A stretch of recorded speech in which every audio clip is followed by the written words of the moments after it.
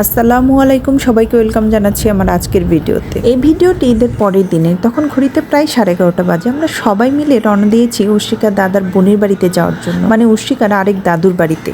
সকাল থেকেই রেডি হচ্ছি, কিন্তু বের হতে হতে প্রায় 11:30 বেজে গেল। আসলে বাচ্চাদের নিয়ে কোথাও গেলে যত তাড়াতাড়ি যেতে চাই না কেন, দেরি হয়েই যায়। যাক, অবশেষে আমরা সবাই বেরিয়ে পড়েছি। এখন দাঁড়িয়ে পড়েছি ফরিদপুরে বিখ্যাত মিষ্টির দোকান বাগার মিষ্টান্ন ভান্ডার থেকে মিষ্টি আর দই নেওয়ার জন্য। এখানে দই আর মিষ্টি এখানে যেমন জনপ্রিয়, আশেপাশের জেলাতেও কিন্তু বেশ জনপ্রিয়। গ্রামে বেড়াতে যাওয়ার মজাই হচ্ছে রাস্তার পাশের এই সবুজ দৃশ্য, যা আপনার চোখ জুড়াবেই।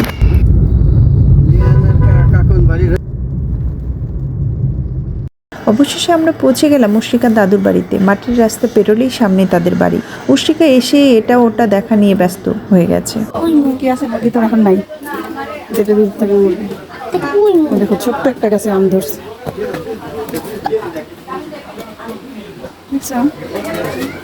ছোট্ট একটা গাছের আম। ওই দিন প্রচুর গরমও পড়েছিল। এই যে উর্শিকার ফুপি তাকে জোর করে চুল বেঁধে দিচ্ছে। উর্শিকার সমস্যা হলো ও একদমই চুল পাততে চায় না।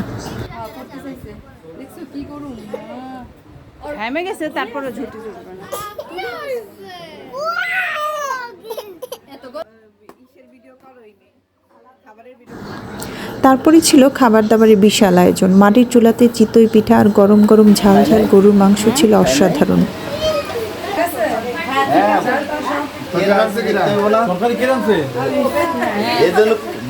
প্রচুর খাওয়া দাওয়া হয়ে গেল। আবার পুপুর কাছ থেকে সালামিও পেয়ে গেলাম। সবার কাছ থেকে বিদায় নিয়ে চলে গেলাম কাছে উর্শিকার আরেক দাদুর বাসায় বিকেলের চা খাওয়ার দাওয়াতে।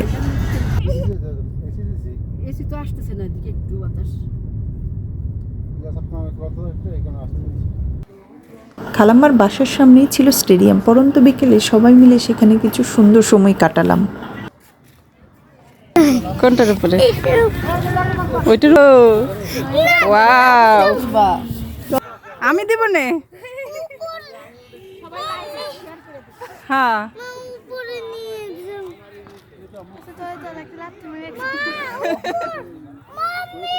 বলো। উপরে যাব, ওটার উপরে যাব।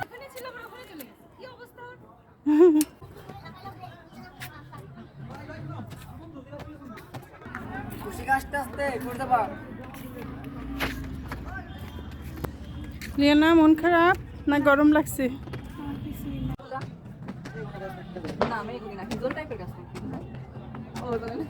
এটা কি উর্শিকার বন্ধু নাকি? বুঝছো?